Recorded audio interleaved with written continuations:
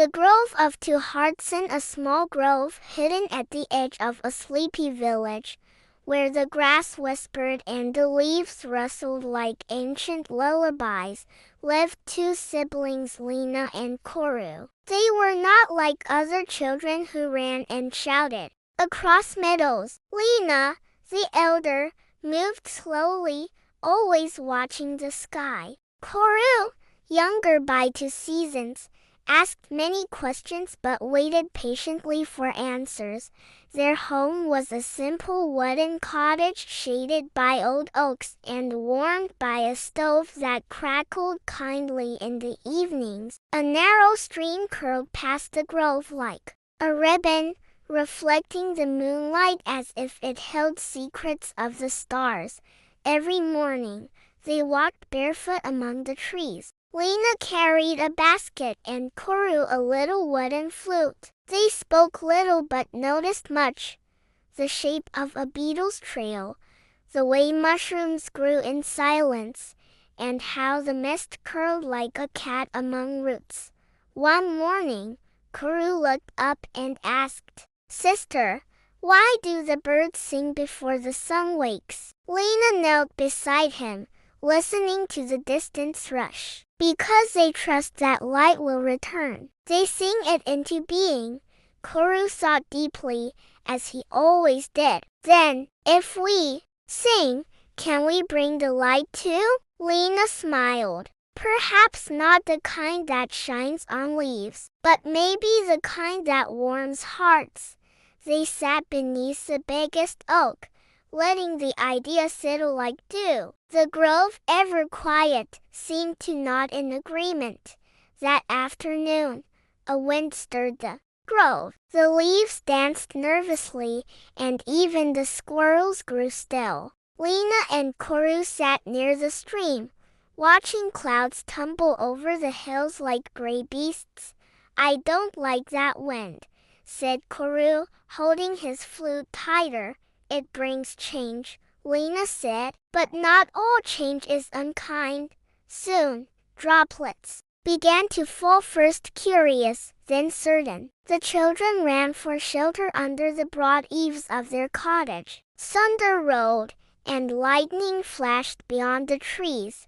Koru couldn't sleep that night. The storm had stirred more than just branches. "Lena," he whispered in the dark, "what if something in the world breaks and never comes back?" Lena listened to the rain tap the window like a gentle drum. "Then something new must grow in its place. Nothing lasts forever, not even storms. But what about us?" Kuru's voice trembled like a leaf. "We too will change," she said softly, brushing his hair. "But the kindness we carry, that stays, no matter where we go or who we become." Koru finally slept, and Lena stayed awake a while longer, watching the flicker of candlelight on the wooden walls. The morning after the storm was quiet. The grove glistened, washed and humble. While exploring near the far end of the woods, Koru spotted something small beneath a bush, a bird's nest, fallen, its twigs broken. Inside were 2 tiny chicks, chirping with mouths wide open. "Lena," he called, heart racing. She arrived quickly, kneeling beside the fragile lives. "We must help them," he said, eyes wide with urgency. Lena examined the nest. "Their mother might still be near." "We will stay and wait."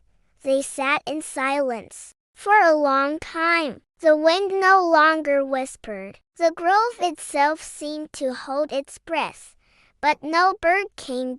So they wrapped the chicks gently in a scarf and brought them home. Using an old box and soft cloth, they made a shelter. Lena crushed seeds, and Koru gave drops of water from a spoon.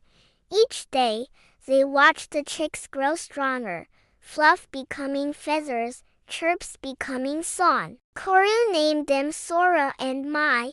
One morning, as the sun warmed the windowsill, Sora flapped her wings and lifted off for the first time. Mai followed soon after. They circled the cottage, singing a tune the children had never heard.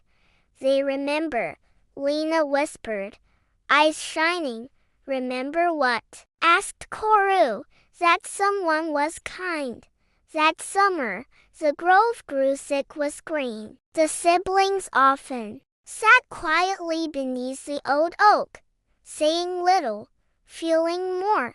One afternoon, Koru found Lena sitting alone, her basket untouched. Are you sad? He asked gently. She nodded. I dreamt last night that I was far away. I saw a world beyond these trees, and it called to me. Koru's throat tightened. You want to leave? Lena looked at him with warmth. Not now, but someday, yes. I want to learn what else the world teaches. Koru sat beside her. I don't want to be alone. She touched his shoulder. You won't be. You'll have the grove, the stream, the songs we sang, and you'll meet others, as kind as a wind, as patient as a stone. Koru was silent. Then he asked, if I sit very still, like the moss, can I stop time? Lena laughed gently. No, little tree, but in stillness, you'll feel each moment more fully, and that is just as precious.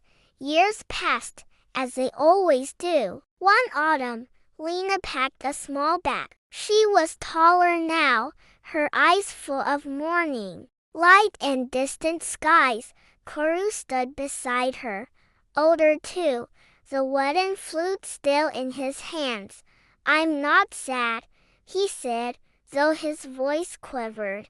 I know, Lena said, tying her coat. Because we've learned how to carry each other, even when we walk different paths. She hugged him tightly. Remember the nest, the storm, the song the birds sang? Koru nodded. That song is yours now. Keep it safe. And with that, she walked down the path, through the trees, into the world beyond.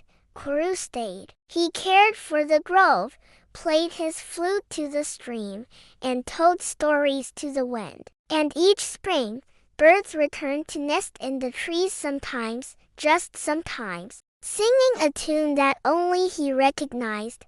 The grove listened. The grove remembered, and so did Koru.